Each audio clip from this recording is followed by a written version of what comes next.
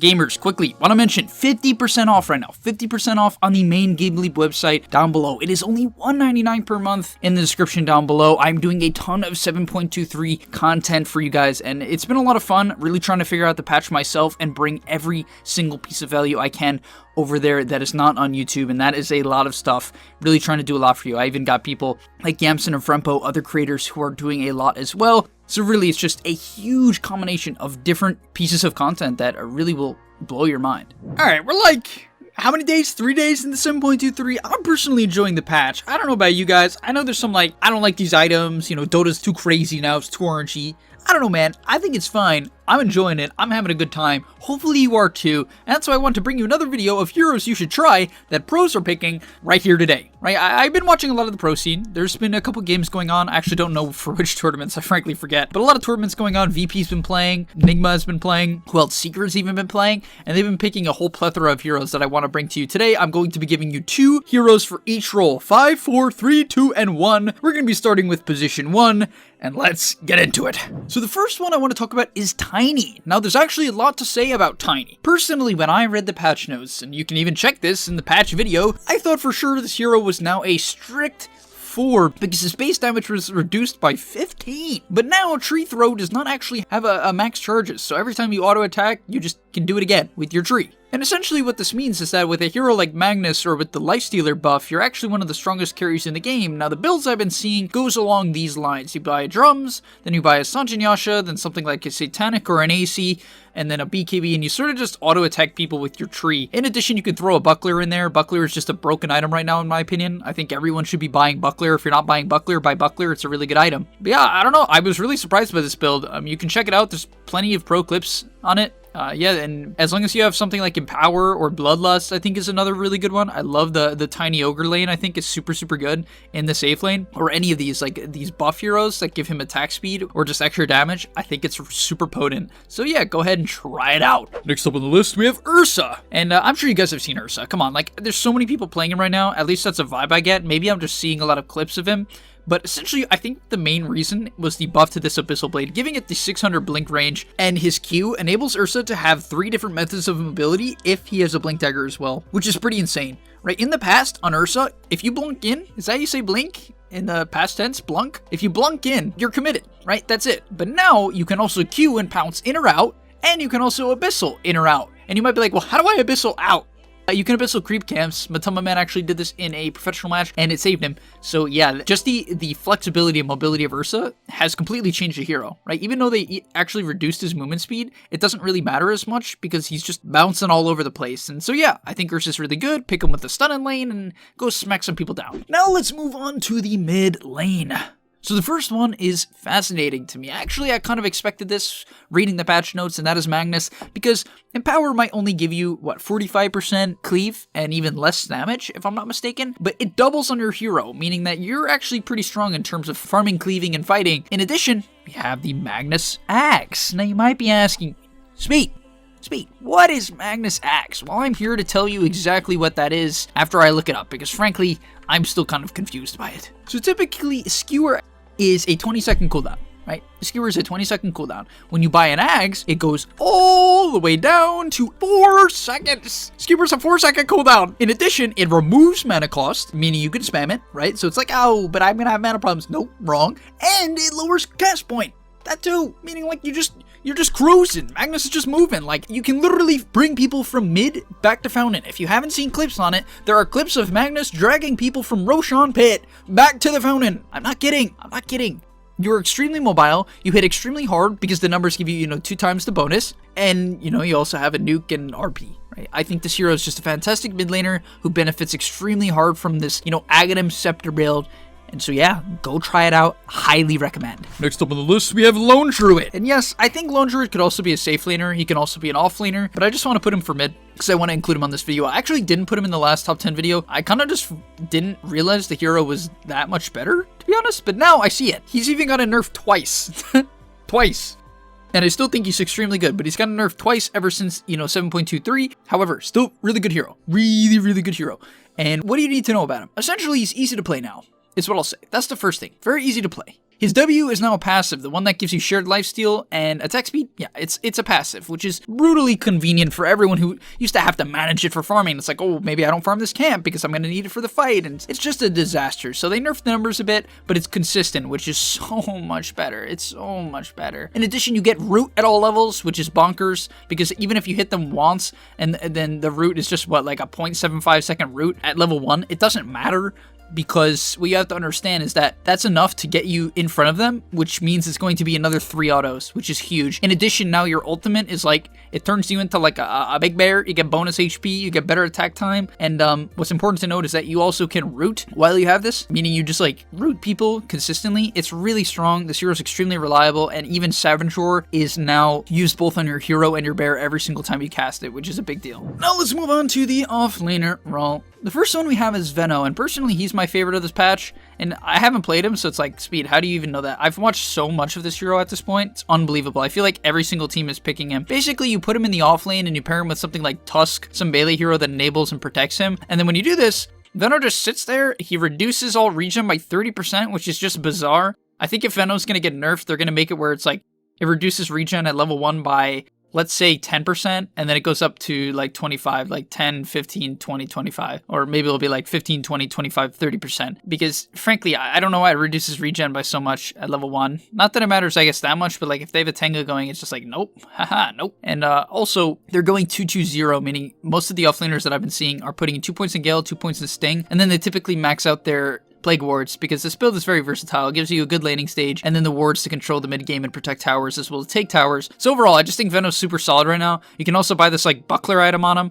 I don't know if you guys heard of it. Might have mentioned it earlier in the video. It's a really good item. It's really good. It gives you 2 armor and an AoE and 3 stats. It's cool. Also, I think right now, a lot of the like items are nice on Vento. If you don't know what I mean by that, I mean like the jungle items. I think in particular, one that I really like on Vento that stands out to me is the Helm of the Undying. Because one of the ways to counter Vento is to burst him, right? You burst him in the beginning of the fight. Not that he's not tanky. You can basically build all tank items on Vento. You can go, you know, like Crest, Force Staff, Veil, Axe, and you're just like super annoying. But the thing is, if you bursted him, you could, you know, that was how you beat him, right? You don't let him get his ulti off. Or you have some hero that can just solo kill him and force a bad ulti. But now, with the Helm of the Undying, even if you burst him, he just comes alive for 5 seconds. And he gets his ulti off on 5 heroes. It's like, okay, we just committed half our ultimates.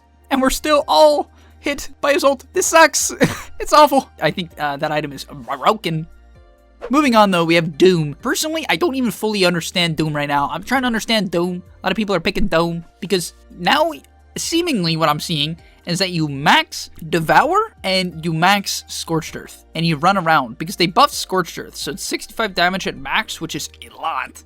It's a big number. And they made like the Devour kind of weird where it's like, it gives more bonus gold at max, but like it's always a 70-second cooldown. It gives you 18 regen, but you can't like have 2 creeps going, which felt like a nerf to me. However, you can have a level 4 creep at level 1, which is nice because there's some pretty solid level 4 creeps. I believe Ice Ogre is one of them. That thing is whack. It's like gajillion armor still, even after its nerfs. But yeah, I guess people are just coming back to Doom. I don't think the hero got like drastically changed. If someone knows what I'm missing in the comment section down below, I'd love to hear. But overall, I think you should be maxing Scorched Earth and Doom. But probably Scorched Earth first. This ability is very strong right now. Now let's go into the position force. First off, we have Tusk. And this hero isn't getting like spammed, but a lot of pros are picking it, which is why I want to put in this video, because I'm kind of like basing a lot of this off what the pros have been picking. And I think the reason is he lanes extremely well with a lot of these like ranged offlaners that I see people picking.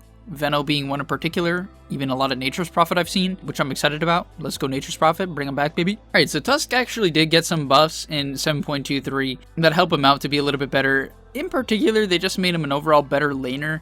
They gave him 5 more movement speed, which actually does matter on a hero that is very much based upon getting in position. I know it's only 5, but yes, it actually does matter. And they also gave him 0.5 HP regen, which is nice. It just kind of like helps the hero, right? With the built-in stout shield and having 0.5 more regen, it kind of just overall makes you tankier. With the movement speed, it helps you trade better, get more autos in. So overall, I mean, the hero didn't get like giga buffed by any means. So I don't in particular see why this hero is getting picked a lot more. I think people are just coming to like the hero and like him, as I said, with these ranged offlaners. But I don't know. guess we'll see if Tusk continues to improve. I'd just say that I think this hero is pretty solid right now. Next on the list, we have Clockwork, and Clockwork, personally, I think he's more of a 3. I've seen him as a 4. I've seen him as a 3. I'm personally more of a fan of him as a 3, so maybe I should have put him in the 3 list. You're like, Speed, you're actually so stupid.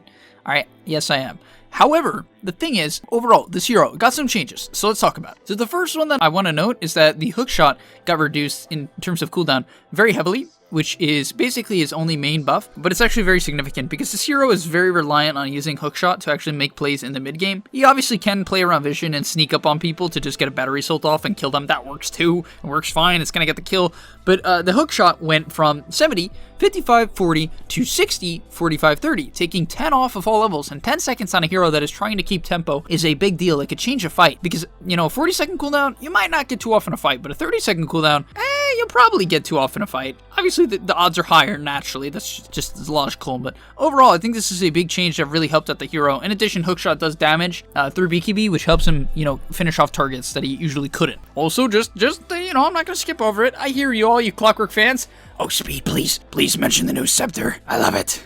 But it's overclocking, refreshes all your abilities, granting you 40% movement speed and a 200 attack speed for 8 seconds. But after the duration expires, you become stunned for 4 seconds, and it's on a 60-second cooldown. I don't know, I'm hyping up the scepter. It's pretty good. Building the stats on Clock are like, it's alright. Sometimes you'd rather have like a Force Staff and a Lotus and Blade Mail, so it's like kind of weird to buy an axe, kind of. But rushing it is actually okay. It gives you pretty nice HP, mana, etc. Things Clockwork would want. And this ability is pretty insane. It just kind of makes you like zoom all over the place. Gives you 2 hook shots, 2 cogs, 2 flares. It's a lot of damage. It's a lot of damage. And finally, let's move on to position 5s to finish off the video. Number 1 is Venge, and this hero has gotten nerfed twice in a row now, quite significantly, so the win rate of this hero will most likely drop by at least a little bit. But what I will say is I still think Venge is pretty good. Reason being, this hero is very, very versatile, and they made it even more versatile in this patch, which I think is the thing. It had a hard time trading, hard time having like solid impact in lane. They really sort of changed that to some extent. Essentially what they did was they made Vengeance Aura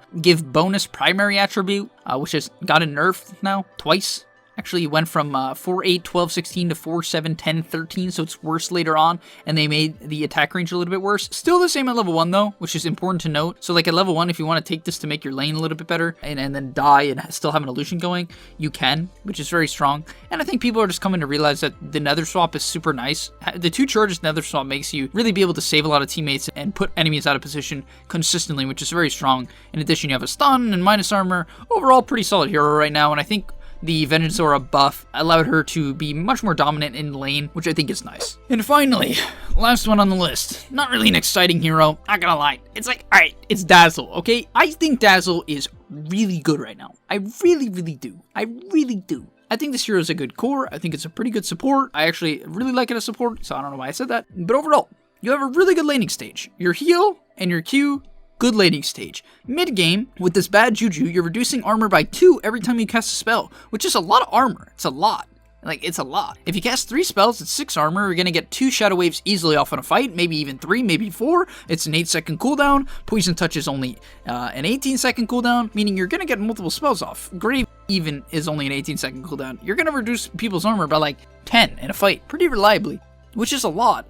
Also, like, in combination with the fact that you have a good lane, that's what I'm saying, like, you kind of scale, and in the past, this hero might not seem like a great team fighter, but the thing is, you pair Dazzle with, like, a Lycan, holy, dude, Howl plus Bad Juju, that is nasty. If you guys don't know why I'm saying that, and you don't know what Howl does, it reduces armor now, going all the way up to 8. I believe it goes 5, 6, 7, 8. In addition, with this armor reduction from Juju and the heal bomb you get from using Lycan units, in addition to the fact that Lycan units can actually continue to proc Poison Touch, this combo is very cool. It's very cool. I believe VP picked it, so if you want to see it, check that game out. I don't know the exact one, but I believe they did. Thank you guys for watching, though, this video of top 10 heroes that pros have been choosing. Yeah, I'm excited to see more of this patch. I think more heroes will come into the meta as time goes on. I think my boy Nature's Prophet, he's making a comeback, so, like, let's hype him up. I think Vento Jungle is still really good. I think I mentioned that in the other video. I think I actually put him as the best hero of the patch, which is true. But yeah, Nature's Prophet and Vento, boy. Come on, we're making a comeback. Us range heroes, we're doing it, baby. What's up, everyone? Speed here. Just want to mention, over on the main gameleap website, we have a 50% off sale going on right now, so it is only $1.99 per month. That's it. That's it. It's so cheap.